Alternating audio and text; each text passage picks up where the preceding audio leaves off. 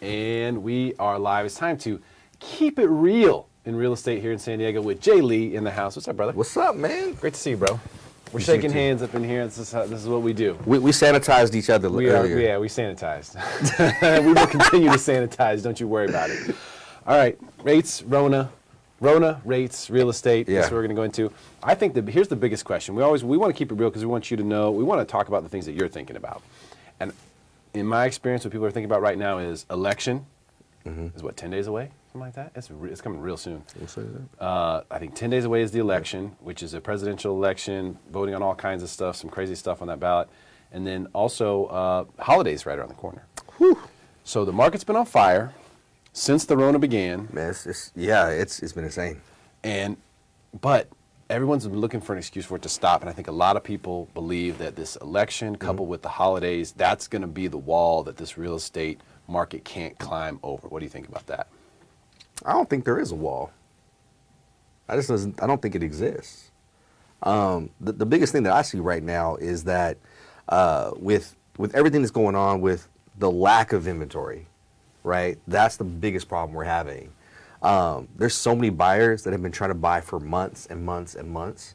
So for instance, we just sold a condo, right? I've listed the condo behind that one. There's no sign up, there's no nothing, but I told every person that wrote an offer on the other one, and I've got offers above what I sold the first one at, and they're ready to buy it without even seeing it. I just won't let them, because it wouldn't be a good thing for me or for them. Like, they have to see the home. Yeah. And we're finding that all around the city. Like right now, my team has, 2 or 3 off-market deals with sellers that we found for our buyers, right? And so, these homes that are coming on the market, they're getting sold so quickly that people, if you don't get in to see that home within the first 2 days, it's already gone, right? It's already gone. You're not going to have a chance to wait and think about it for, a week or 2 weeks. Negotiate the deal down or... Okay, thank you. Paul was eagerly wanted me to see the comment. Kimberly, thank you for commenting here. We are live on Facebook. Hey, if you want to say something, you want to say what's up, you have a question, you want to drop a topic in here. Yes, I appreciate the tie.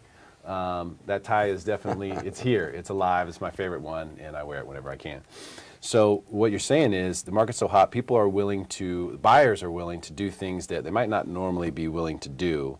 But what I heard there, and I want to come back to, is finding those off-market deals because that is really where you're adding a tremendous amount of value, as a realtor, as a real estate firm. When you have a market like this, everyone's trying to go through the front door. It reminds me of like Black Friday sales, right? Yeah. That's what the real estate market is right now. People getting stampeded. People are getting trampled. And those people, and now they're not physically getting trampled, but on paper, their offers are getting put at the bottom of the stack and never getting looked at. Right. So it's the same thing that's happening metaphorically.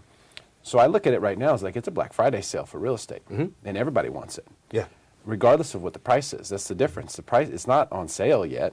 I mean, that's not the kind of market we're in, but everybody wants it. It's demand's so high. So when you start talking about off-market deals, I definitely want to come to that. We started Rona. Rona got us here. Yeah. I don't think, would you think the real estate market would be as hot without the pandemic right now?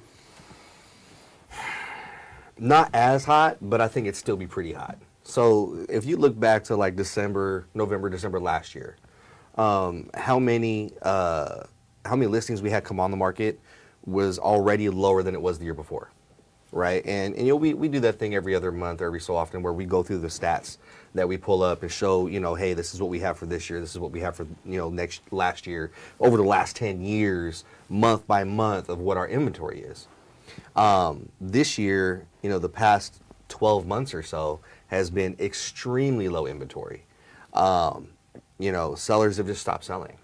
And a couple of reasons for that to happen, right? One, our price points are so high right now that people can't sell because they don't know where they're going to go, or if they're retired, they don't have another income and they can't afford to buy another house. Two, interest rates are extremely low. So people can buy more house for the money, and therefore the house bidding goes higher, right? So when you have those two things in conjunction, low inventory with low interest rates and a lot of demand, people are willing to pay above and beyond. For instance, we just opened escrow yesterday on a property for one of our clients, and one of my buyer's agents is handling this deal. and we got into a coming soon, right? We placed an offer on it before it hit the market and got the deal in above the list price that they were going to come soon on before it was even live. And they waived inspection and appraisal contingencies, which tells you right now that, hey, we're going to go buy this house. We don't care what condition it's in. It looks good enough to me. If there's anything major, we'll fix it on our own. And we don't care what it appraises for. So if we're in escrow at $815 and it appraises at $650, I'm still going to buy this house, right? And that's the market that's happening right now. Yeah. And the only thing that's going to stop that is an influx of a few 100,000 homes within this county. Yeah. Because, you know, we're about 250,000 homes short for the population right now. So. And the Building Industry Association has been warning us about this for a decade. Well, the HUD, yeah. The HUD has They've been telling us that, listen, there aren't enough homes. The macro numbers don't add up. Question here from Kimberly. What's up, Kimberly? She says, is the downtown market improving? No. Yeah, I don't know. Well, okay. Depends on what you mean by improving, Kimberly. Getting better? Well, it just depends. Are you talking about buying or selling? Yeah. Right? If you're buying, yes, the downtown market has gotten much better. Downtown is the only micro market in San Diego where we've seen a decline in pricing. Everything else has been going up. Every area that you wouldn't want to live in has gone up in value. Downtown, for some reason, has gone down. And I think the reason is there's been so much activity with construction and building. There's so many condos for sale that, you know, you kind of have choices, you know. But with single family homes in the market,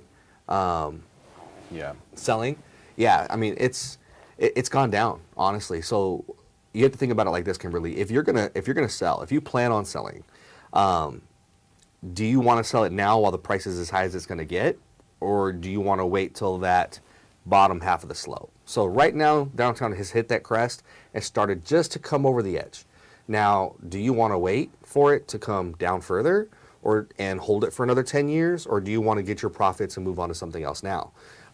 Be happy to have a conversation with you about that. If you want to get more into detail, we can comp your house and all that. But it definitely depends what type of unit we're talking about, right? What area? I mean, those things are going to make a difference. I think, you know, when we look at the downtown market, we zoom out, we're talking about the Rona for a minute. Right. You know, that is not a good setup for that market. You know, because you're so killing close to retail. You're so close together. Yeah, it's tough for that. The downtown mall is going away, right? It's turning into a tech space, right? A community space.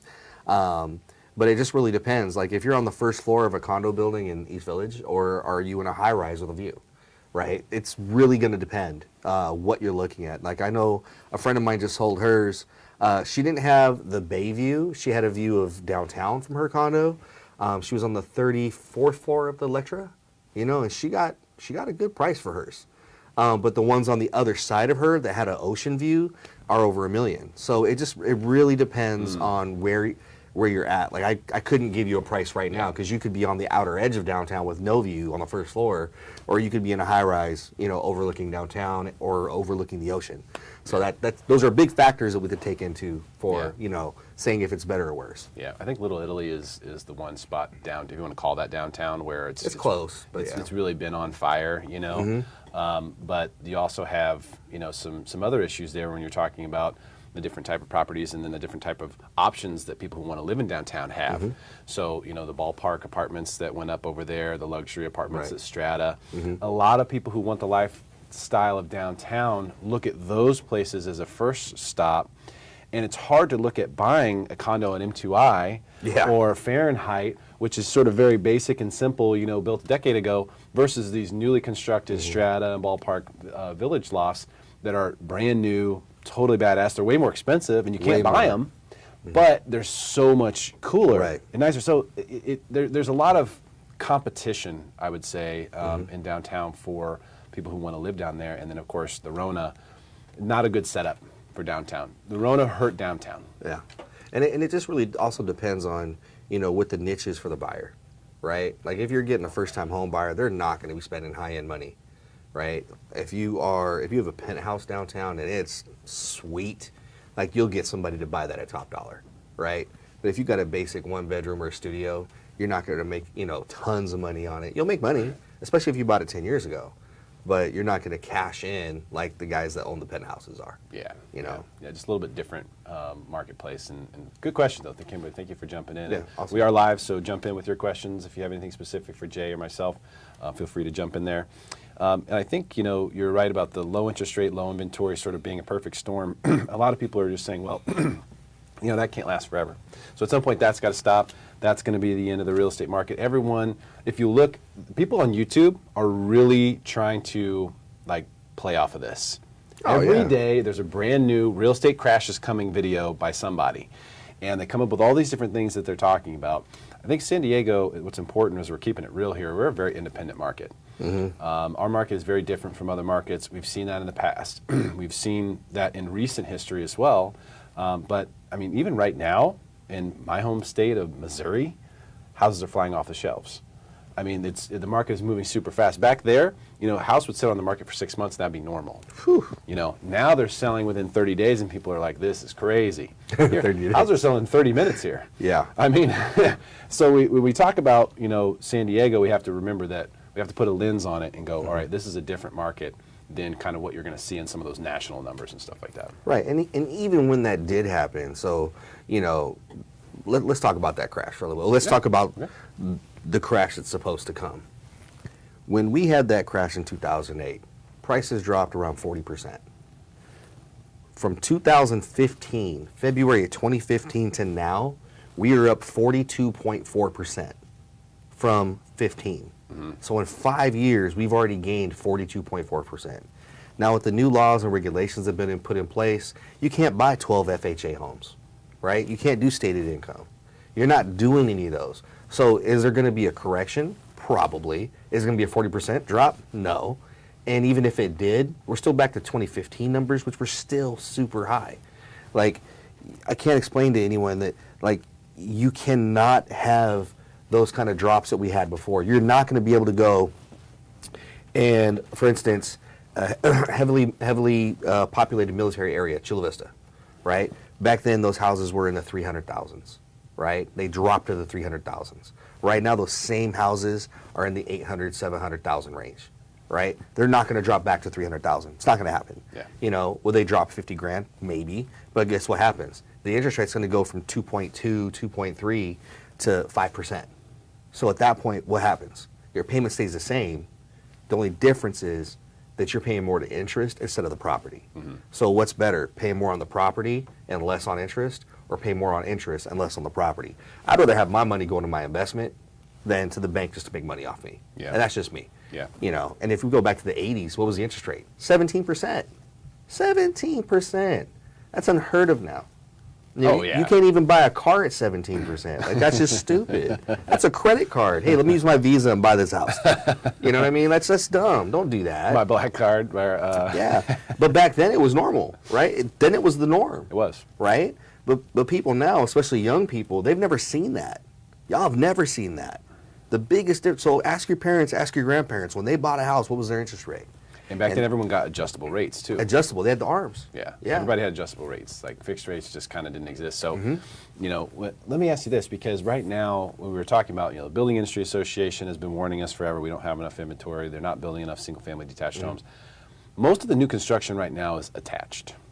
Most of it, yes. Especially here. Yeah. Most of the new construction we're seeing in San Diego County is attached. Not that that's a bad thing, by any means. But that does mean that if you do own attached, that there's going to be more competition, than if you're buying a single-family home. Yeah. What are your thoughts between the two, as a lot of people are kind of wrestling with which direction they want to go here? Well, it depends on your budget. So first things first, if you're looking for an attached home, you also have to factor in the HOAs, how many HOAs there are. I've seen numerous HOAs on one condo or attached property. And Melrose. So if it's a newer home built within the last 20 to 25 years, you're also going to have what's called a Melrose Tax. The Melrose Tax is something that basically was put on to the builder when they built the tax, and they passed that on to you. So it helps build schools, streets, development of the area, and all that infrastructure, right? So when you have that, and you have those additional costs, if your budget's $500,000, total, you're really probably looking around $425, $450. if you're looking for something like that. So you just have to keep that in mind.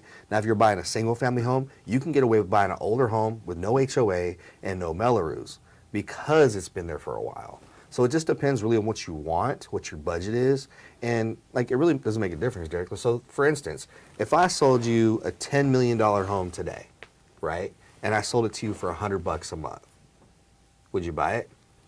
Most likely, yeah. Right? But if I sold you a $300,000 condo and the bill was $10,000 a month, would you buy it? Nope. Exactly. So the price of the home you're buying doesn't even matter. What matters is your monthly payment. Because you're not going to live in that home forever. On average, it's 8 to 10 years at the most. Here in San Diego, you're looking at 4 to 5. Why? Because everybody's upgrading. People are moving in. People are moving out. Military. We're in and out all the time. You know, I left, 3 times? You know what I mean? From here, getting stationed somewhere else. So, you know, in that aspect, you know, I just don't, it just really depends on your budget. Like what you want to spend per month and how much upkeep you want to maintain. If you don't want a yard and you want someone else to take care of it and you don't want an attached garage, hey, cool, condo may be the way for you. If you want an attached garage, a townhome might be the way for you. It just really depends on what you are looking for as a buyer and specifically how much you can afford on a monthly basis. Yeah.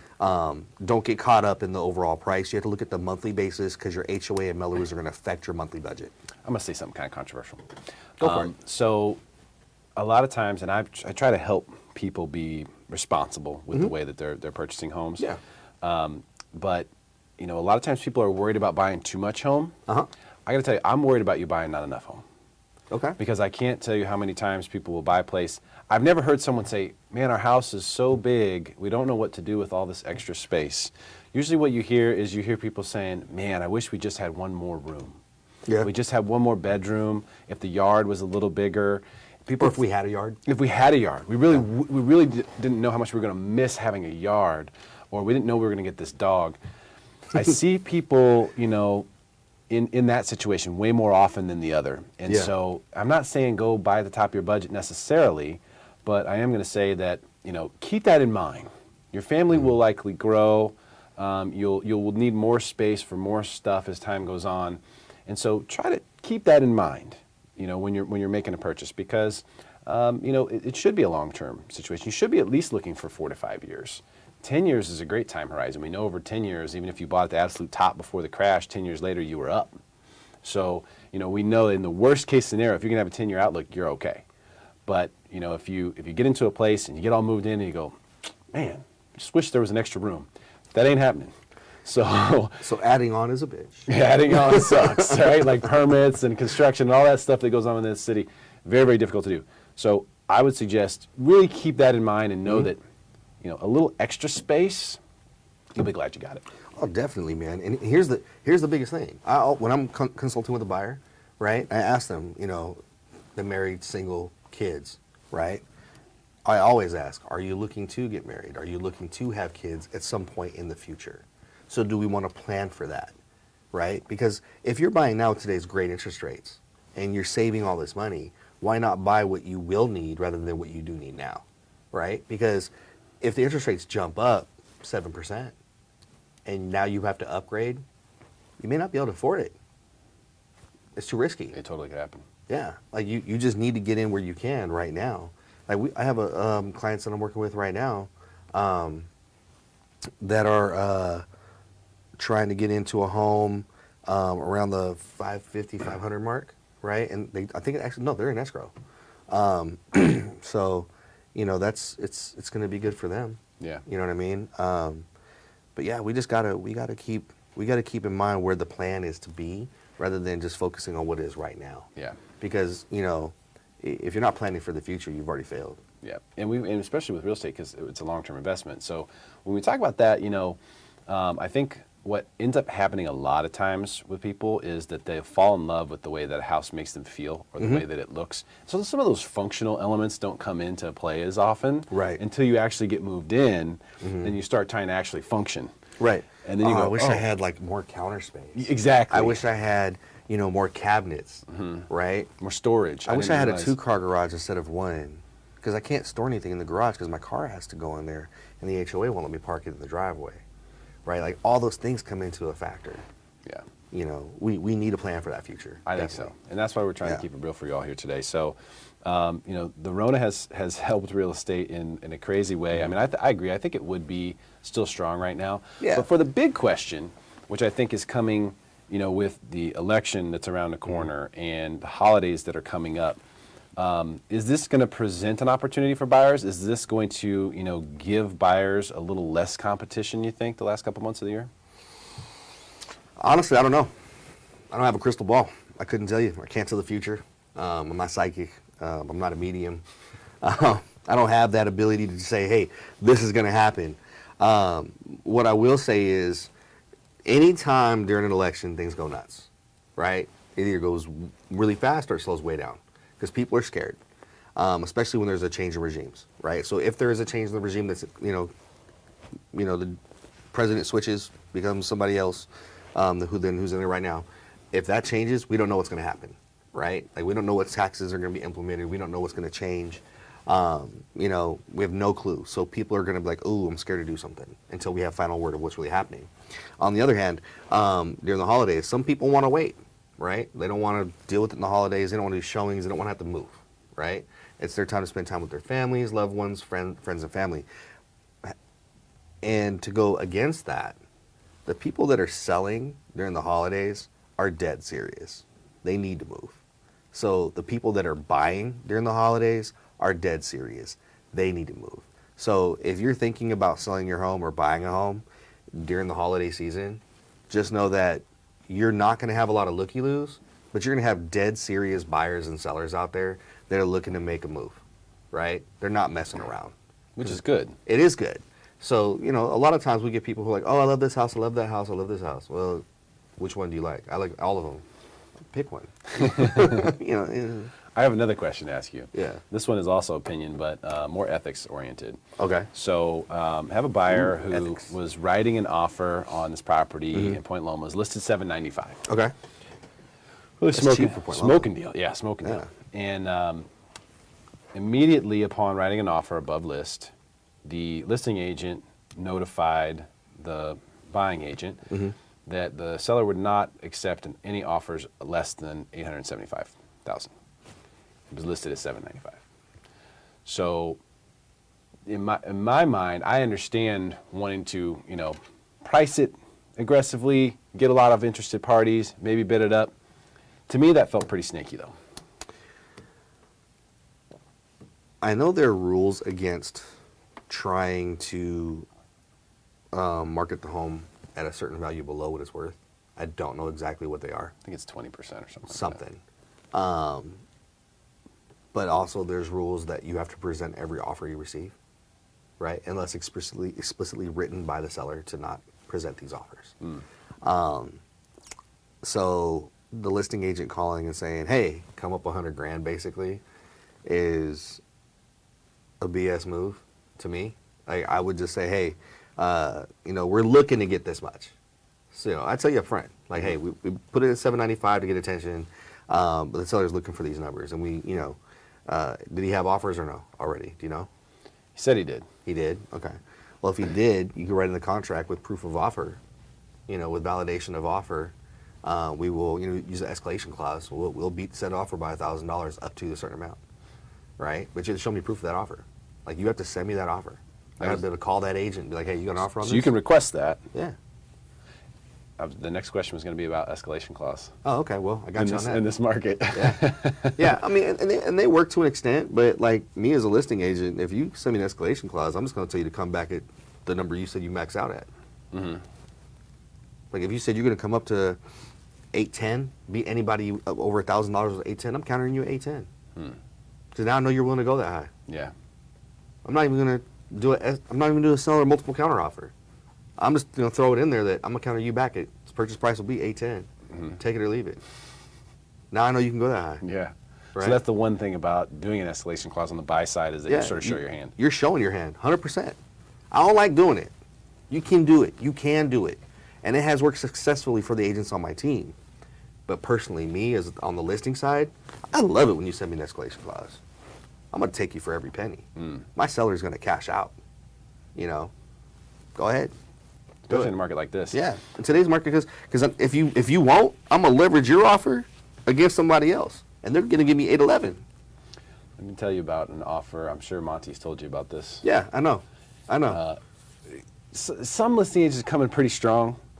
I wonder, when if the market softens at all, will people suffer for being too strong on the list side? When will they know that you're going too far as what you've asked for here, non-refundable EMDs and stuff like that? Yeah, I mean, when you go in and tough like that, man, I mean, I get it. You're trying to bully the buyer's agent, right? And in all honesty, it's up to the buyer, right? Like, I'm not gonna lie on that one. I told him to find a different house. I had the same feeling. I was like, screw that place. I'm not messing with that dude. Like, they want to be like that? All right, go sell to somebody else. I don't care. But they wanted that house. Yeah. So they got that house. And that's great for them. But now here comes if there's a major issue and they waived appraisal contingencies, inspection contingencies, right? Now you got a problem. So, if I have to step in and try to negotiate on their behalf, I'll try and help. But I mean, they know what they're getting into, and it's all on being an informed buyer. Like, you can waive these contingencies if you want to. I don't recommend it. The only one I say go for is the appraisal contingency. If you have the cash to make up the difference, you're going to put it down anyway. It doesn't matter, because your house is always going to get to that value, no matter what. At some point. Yeah, I mean, we gained 40% in 5 years. You don't think it's going to gain 3 or 4% in a year? Come on, who cares? You know what I mean? It sets you back 12 months. Yeah, I think there's a lot less concern about appraisals right now because appraisals have been coming in so high. Dude, I mean, all these appraisals. I mean, my house. Your appraisal came in way high.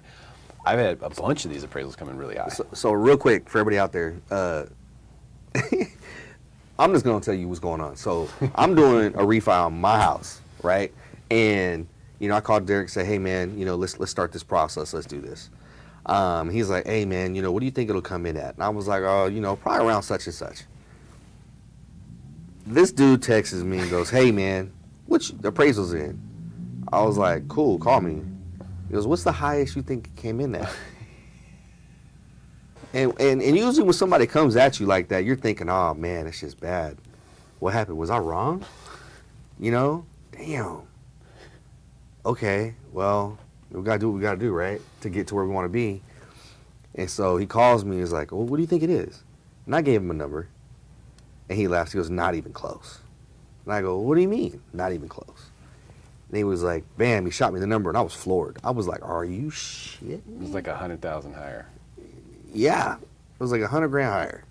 So now this gives me much more play money that I can go out and buy more investment properties with and create that cash flow that I'm really looking to get to with that passive income. And I'll be able to leverage these funds over and over and over to get to the number of properties that I want to have.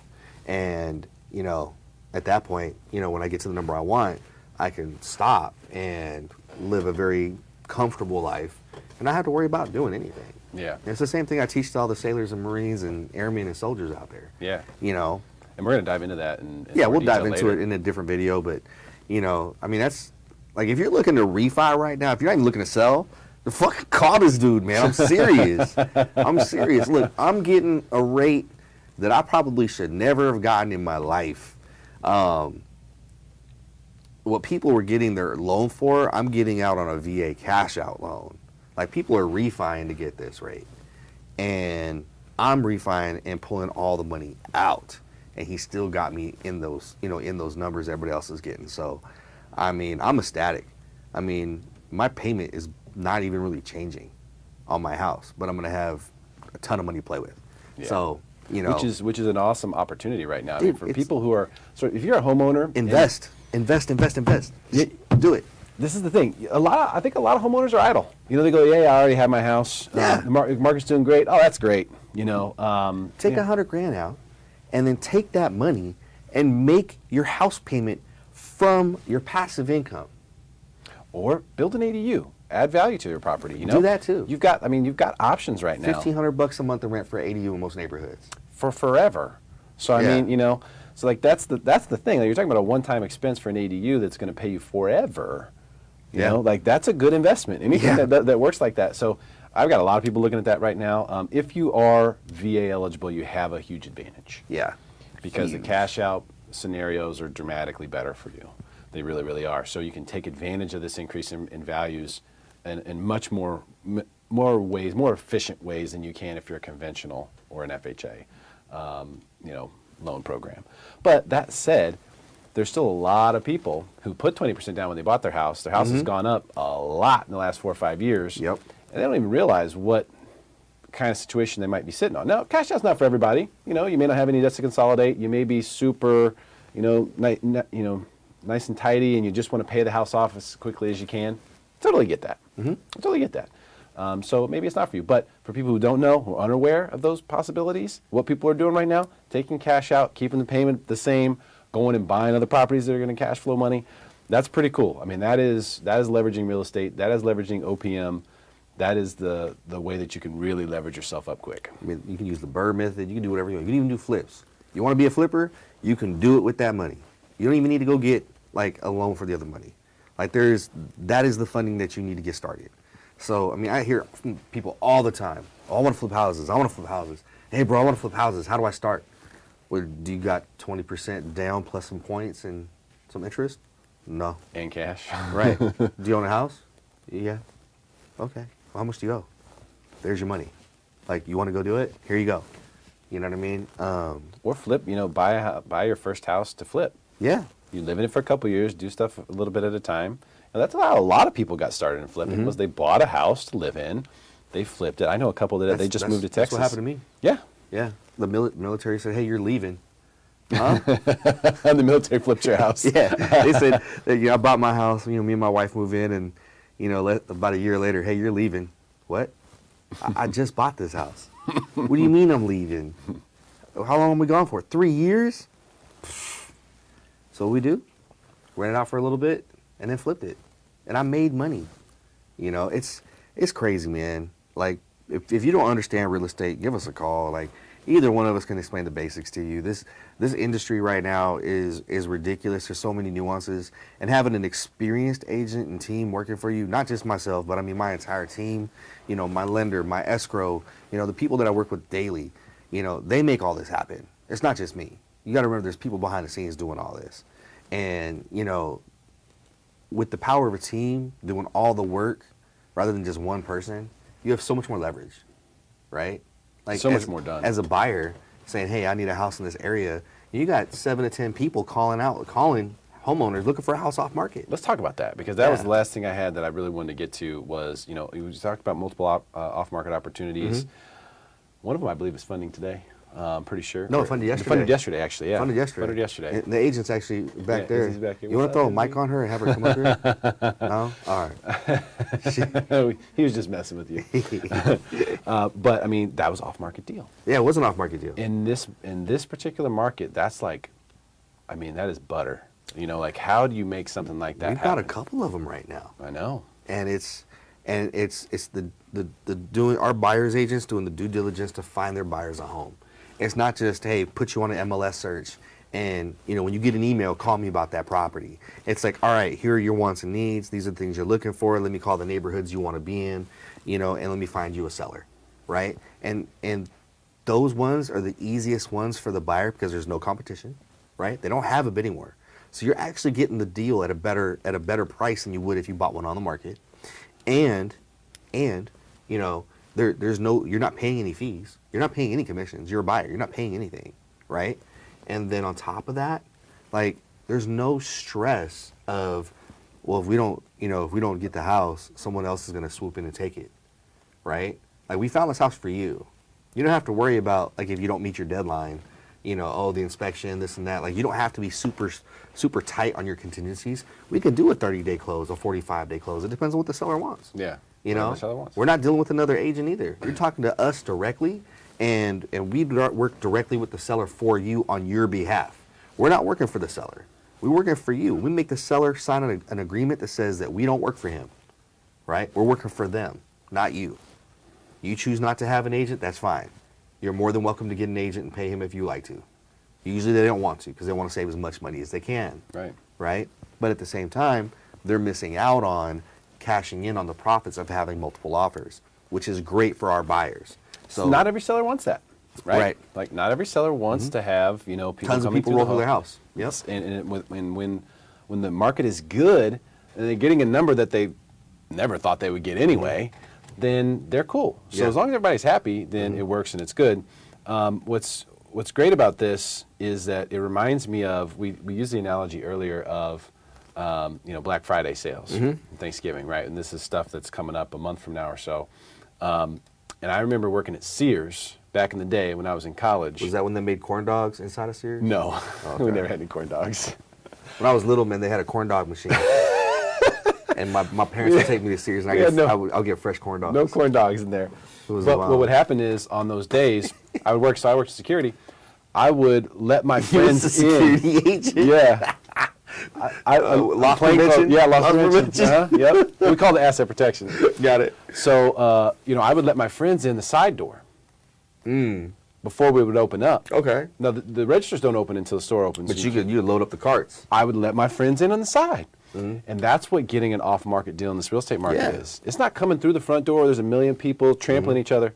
It's coming in through the side, getting let in, nice and easy. Take your time, pick the stuff you want, get it the way you want it. And so I think that is a humongous piece of value that your team is offering right now. That is just, it's enormous. It's hard to explain how valuable that is in this market. I mean, it's, you know, I can't take credit for it. You know, it's the agents on my team. You know, they're the ones that put that work in for our buyers. You know what I mean? They work diligently daily, you know, making, you know, hundreds of calls per day, trying to find homes for our buyers. So it's not just, oh, here's the MLS, here, oh, just check Zillow, just check Redfin. You get a lot of agents out there without a website. I mean, come on, are you serious? Yeah. What's your realtor do, you know, during the day? Why can't he show you houses today? Why are you calling me today? Oh, well, he's at work. Okay. You mean this isn't his job? Like, I don't understand. You know, so it kills me inside a little bit, you know. So, yeah, our team, man, I can't emphasize enough how grateful I am to have, you know, the people on our team that are on it currently right now that do the work that they do. Because, you know, you'll go out there and you'll find agents who don't do that. And, you know, they'll just show you 20 houses that don't fit and you get outbid every single time.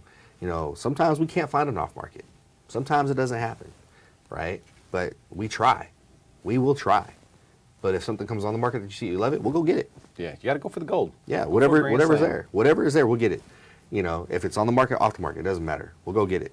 You know, I'm still following up with one dude that lives actually not far from here in Mira Mesa. I've been talking to this dude for 3 years about selling his house. 3 years. They don't want to do it now. I don't know Well, what he took cash out, so he can't, right? But no, he was expired when back in 2017, and his house wasn't going to sell for what he wanted it for. So I told him no. So I'm sorry, sir, I can't sell your house. You're not going to make the money you want. There's no way. You got a lot of repairs to do. He said okay. Held on to it. So I call him every 6 months, see how he's doing. So I know in about 2 years, we talked again like last week. In 2 years, this nice little townhome's gonna come on the market. So I already know. So I can line up buyers that have, you know, that have those needs.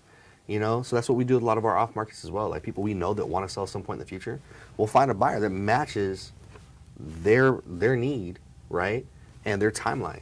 So that way I could take this buyer, hey, this is the perfect home for you. Hey, Mr. Seller, this buyer wants to buy the same time you want to sell, and let's connect them, you know, and then get the deal done off market.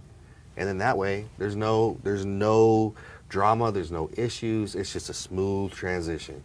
And you know, one seller gets to move out of their house without the stress, and the buyer gets to move in their house without the stress.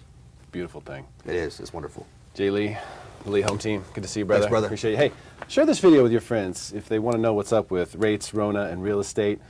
We keep it real here on Smarter San Diego. See you next time.